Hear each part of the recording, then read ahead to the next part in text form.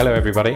One thing that we get asked here all the time is why is it so important for you to seal your stone before you grout? This demonstration is just going to show you exactly why we advise our customers to do that. And basically it's to stop residual grout from absorbing into the surface of the stone. Grout is obviously wet, it's got moisture in it. If a stone isn't sealed, it is a fantastic absorber of grout. Now, just for this demonstration, I'm going to grout in this prepared sample board that we have only half sealed with an impregnating sealer. And I'm forcing the grout, as you can see, into the joint as you would normally. And this is exactly how someone would be doing it on site.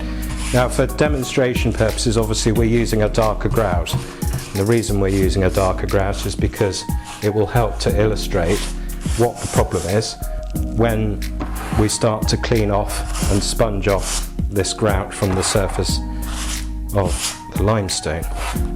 So I'm just going to take off as much excess as I possibly can from the surface, like so.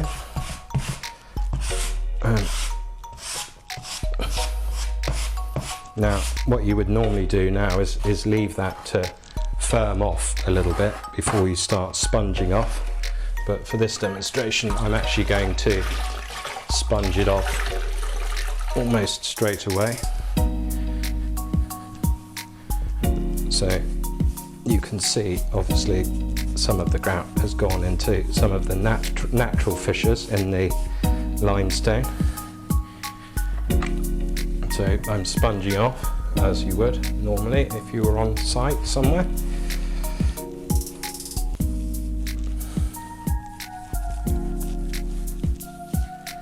Like so. Now you have to be careful obviously not to wet the grout too much, so it's important to wring your sponge out and pass it over the surface of the stone as frequently as possible. Now, what we'll do is we'll leave that to dry and we will come back to it later. Well, welcome back. We have now left this to dry for 30 minutes. I'm just going to give it a bit of a dust off to get rid of all the final sort of loose particles of grout that might be on the surface, or what we call the grout dust. So dusting it off just removes the remainder. Now, if I hold this board up, hopefully you'll be able to see the difference. This side is darker, this side is lighter. The reason this side is lighter is because this side has been sealed and protected with an impregnating sealer prior to grouting. This side has not. So as a result, during the grouting process, grout has absorbed into the open pores of the stone, altering its character and making it much, much darker. Obviously, to keep your limestone as light as you possibly can, so you would use a lighter grout, which helps. You would impregnate it with an impregnating sealer.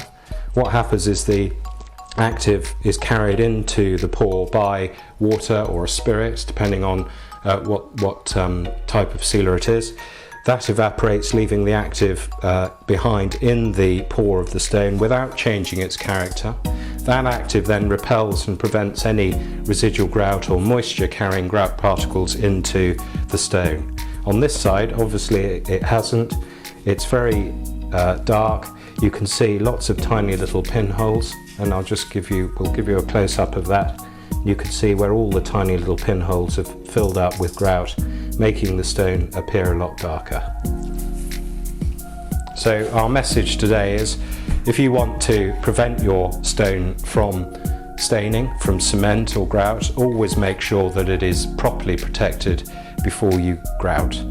And that is not one coat of sealer, that's not 2 coats of sealer, that is as many coats of sealer as that particular stone will take in order to fill the pores to the point of saturation.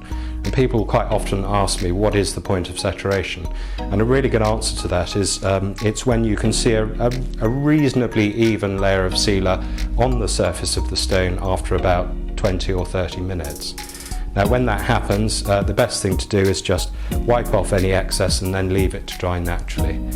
And again, the other question we get asked is, how long do I leave it before I grout? We always advise that customers should leave their stone for at least 2 hours before they grout in the joints.